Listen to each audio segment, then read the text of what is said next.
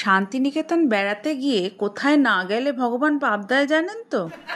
হ্যাঁ, ঠিকই ধরেছেন। আজকে সেই অনেকটা চেনা আর একটু অচেনা বেড়ানোর গল্প নিয়ে হাজির হয়েছি আমি। আজ বোলপুরে আমাদের দ্বিতীয় দিন। বোলপুরের চেনা জায়গায় অচেনা মেজাজের বেড়ানোর গল্প নিয়ে বেরিয়ে পড়েছি আমরা। ভারত সেবাশ্রম সংঘ থেকে একটা টোটো ভাড়া করে আমরা সারা দিনের জন্য বেরিয়ে পড়লাম। প্রথমেই গেলাম চির আবেগের সোনাঝুরি হাট।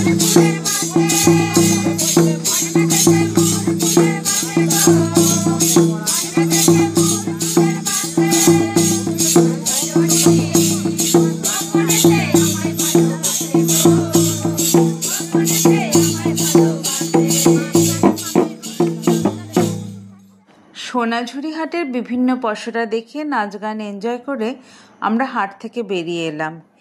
এরপর আমাদের গন্তব্য সাঁওতালি শালবনী গ্রাম দেখা।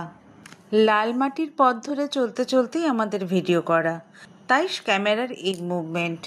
গ্রামের মুখে এসে আমরা মত বদল করলাম। গ্রামে না ঢুকে আমরা কিছুক্ষণের জন্য হারিয়ে গেলাম শালের জঙ্গলে। লাল পাহাড়ি দশে যা রঙা মাটির দশে যা, লাল পাহাড়ি দশে যা রঙা মাটির দশে যা, ইতাক তোকে মানাইছে না রে, একেবারে মানাইছে না রে। লাল পাহাড়ি দশে যাবি, হাড়ি আর মাদল পাবি।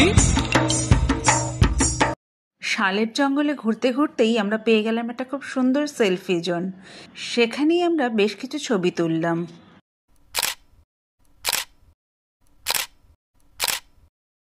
শালবন ঘুরে আমরা যখন কোপাই নদীর ধারে পৌঁছলাম তখন গোধূলি। লাল পাহাড়ি দশে যাবি, হাড়ি আর মাদল পাবি, লাল পাহাড়ি দশে যাবি, হাড়ি আর মাদল পাবি, মে মরদের আদর পাবি রে, ও নাগর ও নাগর।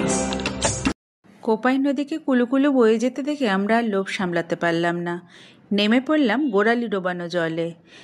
এরপর কিছুক্ষণ চলল নদীর জল নিয়ে খেলা আর ফটোশ্যুট।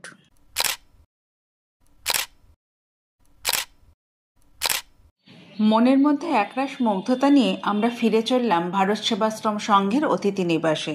পরের দিন আমাদের জন্য এক অভূতপূর্ব চমক অপেক্ষা করে আছে, সেই গল্প নিয়ে আসছি পরের পর্বে। আজকের গল্প এই পর্যন্তই। ভালো থাকবেন, সঙ্গে থাকবেন, টাটা।